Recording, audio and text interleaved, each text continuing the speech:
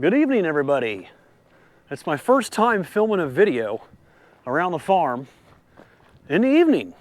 It's about 6:30 and I have a fan jet that's connected to my convection tube in this greenhouse here that distributes the heat from one end of the greenhouse to the other. That is down. I came out here this morning. It was quiet, just like it is now. And I looked up, the fan was hanging right there, and it wasn't turning. And I was like, what in the world's going on? I checked the breaker, the breaker was good. Then I went over here and checked the thermostat, and it was good. So I went up and touched the fan motor, and it was pretty hot. So this fan motor has kicked the bucket. I'll have to put a new one on there because there's nothing wrong with the fan jet. So what I did is I went and took this one out of my little house. Since the little house is not planted yet, there's nothing growing in there, and it's probably going to be at least 3 weeks, if not 4 weeks, before we transplant it. I figured I would just take the one out of that greenhouse and get it up there before dark because we're going to need it. It's going to be pretty cold tonight. It's still in the upper 30s, I think, so we're definitely going to be blowing a lot of heat in here tonight, and we need that fan jet. All right, let's get that thing put up there before it gets dark. All right, now for the fun part. Let's see if we can get this fan hung without me falling off the ladder and breaking my neck. It'd definitely be easier if I was up on top of the top step, but obviously I can't do that. I'm just going to get part of it hung here. It won't be so bad.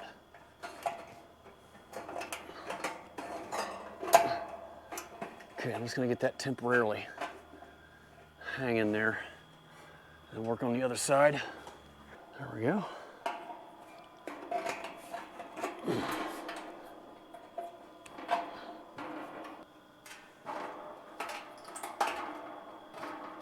Just wrap that around a couple times.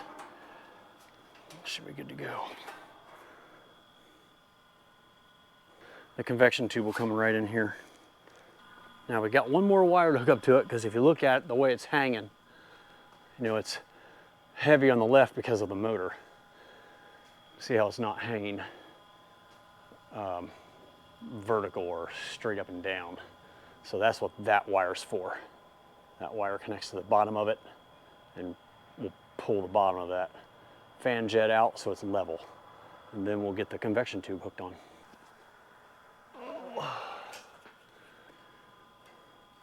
Nothing fancy about any of the way this is hooked up, that's for sure. Hanging by a bunch of wires, but it gets the job done. It's the first issue I've had in 5 years, so no complaints here. And now just gotta connect the wiring. I'll connect the ground first, so the wires will be held up in here in place. Don't have to worry about holding everything together.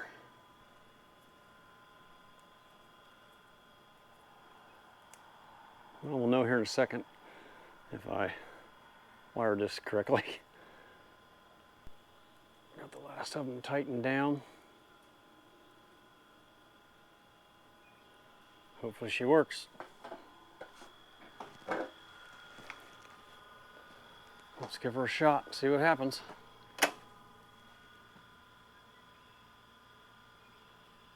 Oh no. You gotta be kidding me. It looks like both of them are bad. Yeah, thermostat's on. Why isn't that turning? What are the chances that both motors went bad the same year? Come on. How frustrating. Well, it doesn't look like we're gonna have a fan jet in here tonight.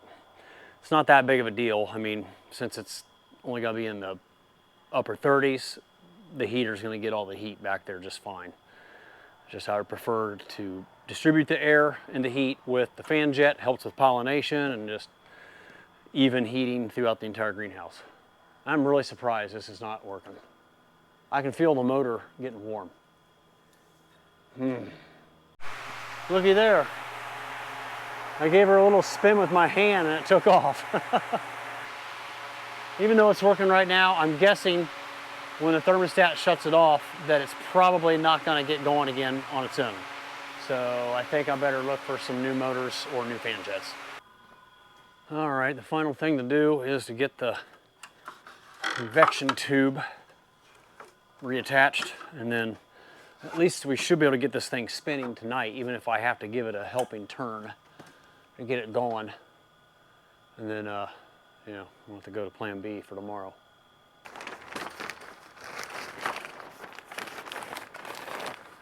These things are always a pain in the butt to put on, so I put a little piece of tape on the bottom to help hold it in place while I get it around the fan jet.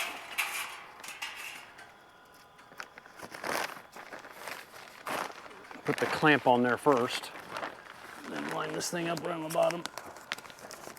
Oh my gosh, that is a tight fit. I don't know if it's gonna go. What in the world? It's because I got it slid on too far or what? Jeez, I don't remember this being so hard before. What tarnation's going on here? This is ridiculous.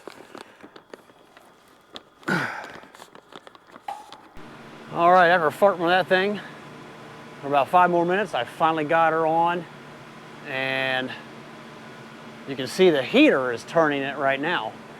So let's go ahead and fire up the breaker. Hey, there we go. We're back in business, at least for tonight. The grape tomatoes are looking pretty good. Look at that.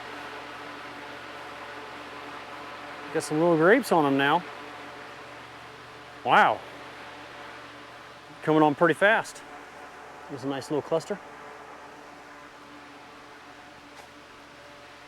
Got the bumblebees in here right now. Getting ready to take those back to the tall house, planting number 1 for tonight. They don't like the grape tomatoes very much for some reason. I don't know why. The first day I brought them out here, they did a great job. You could see the bite marks on all of the flowers, but I see a lot of unpollinated flowers in here right now. And that seems to be the trend every year. They stop working when I put them in the grape tomato greenhouse. They really like the regular red round beefsteak type tomatoes. They don't care for the grape tomato pollen. I don't know what the difference is, but I guess I'll never know because I'm not a bee. Well, I am glad that problem is solved for tonight, but I'm guessing I'm going to need a couple new motors. I have a feeling it's going to happen again. All right, let's get this hive moved. So the way we do this, shut the little door so the bees can't come out. Normally I'll wait till about 8 o'clock to do this, just in case there's some random bees flying around doing their job. But like I said, they don't like the grape tomatoes. I haven't seen one bee out since I've been out here in the last half hour. So I'm pretty confident they're all in the box. And now it's time to get them over to the tall house. I bet these bees get pretty ticked off getting moved around every night. I can hear them and they're swarming.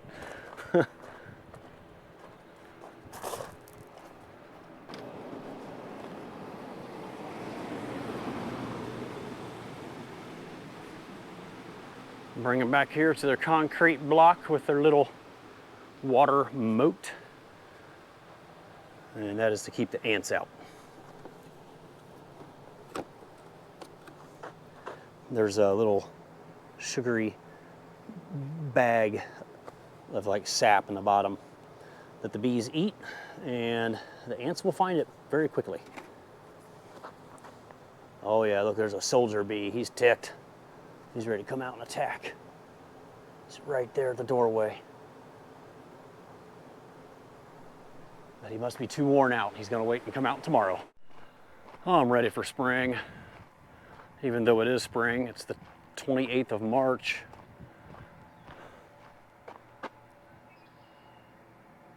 Beautiful evening, just a little on the chilly side. Low 40s. We're getting so close to planting season. 2 weeks, I hope to be dropping that corn planter in the soil and getting some sweet corn seed in the ground. Getting really excited for that. Well, that is all that is happening around here on the farm tonight. I think I'm gonna call it a night and go in and relax, hang out with the family, and we'll get back with you tomorrow and see what's happening around the farm. So if you were wondering about my fan jet in my grape tomato greenhouse, after swapping the fan jet from a little house to my grape house, I thought I had the problem solved, but come to find out, there was another issue. I woke up the next morning, went out there, and it was not spinning. So I was like, what in the world? Did both motors go bad at the same time? And I was talking to my little brother about it, and he's like, well, did you check the capacitors? And I was like, oh, duh. I didn't even think about that. So I took the capacitor out, and fortunately I had one on hand that was just a little different size for one of my Modine heaters for my greenhouses. And I slapped it in there, boom, worked perfect. So fortunately, all it was this little oval capacitor. So I ordered a couple. Actually, long story, yesterday I went to 4 places. I mean, I called one, and the answer machine came on. I was like, oh, I'm just gonna drive down there. So I drove to that place. They're closed, but there was a guy outside. He said, well, go try this place. So I went and tried that place. They didn't have it. And they said, well, go try this place. So I went and tried another place. So before I knew it, I had put an hour of driving on, and I should have just called them all before I left, but I was so close to the next place each time, I just decided to drive there and hopefully get one picked up and bring it home and problem solved. I ordered 2 of these on Amazon. They'll be here in a couple days, and problem solved, hopefully. Because these are like 12 to 15 bucks, and a motor is like 175 to 250. Fortunately, it was just the capacitors.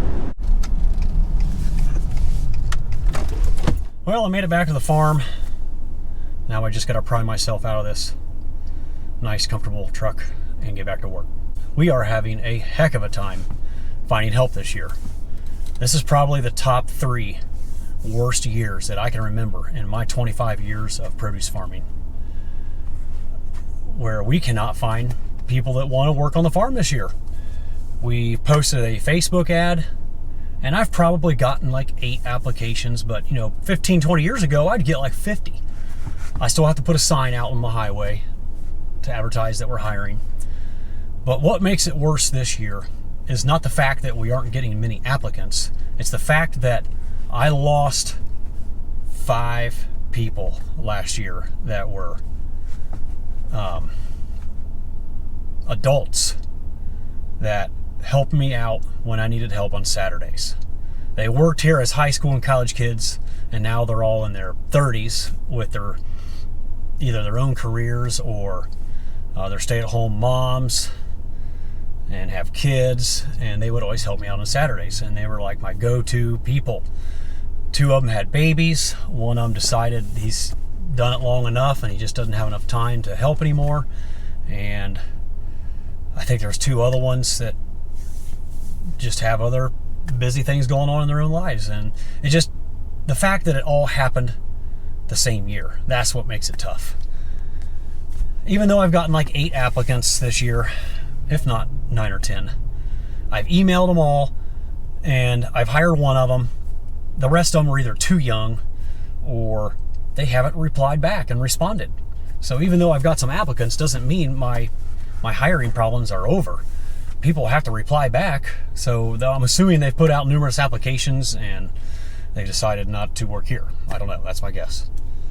It is a little early still. We still have the rest of this month to get it figured out, but man, May is gonna come quick and we need to have our hiring issues solved by the end of April, or I'm gonna be sweating bullets. I gotta have lots of helpers to sell all of our produce and to pick it all. A family is not enough. But it's very frustrating, very, very frustrating to be in this predicament at this time of the year. Let me know down in the comments, those of you who own businesses and have to hire help, do I need another strategy? How can I go about this a little differently to find some good help? 13, 14-year-old kids just don't cut it. I can hire a couple of them, but I need some older high schoolers that can drive, some college kids, a few adults. I don't really want to use a temp agency, and I'm not really interested in using the H-2A program, which is for bringing in migrant labor. I don't want to deal with the housing issue. If there's another farm nearby that used H-2A, that didn't need them all the time or didn't need all of them, you know, I would happily take them off their hands for a couple days a week or a couple hours a day or something. But yeah, I don't want to go through all those hoops, jump through all those hoops and all that paperwork and deal with housing. So yeah, let me know what you guys do. I'm curious if there's something else I can do to get this taken care of. Well, I think I've complained and blabbered enough for this video. You know, it's just one of the things that comes with the territory of being a farmer. You wear many hats and you spend a little bit of each day problem solving. But the older I get and the longer I've been doing this, the less I enjoy that part of farming. Guys, thank you so much for hanging with me through this spring.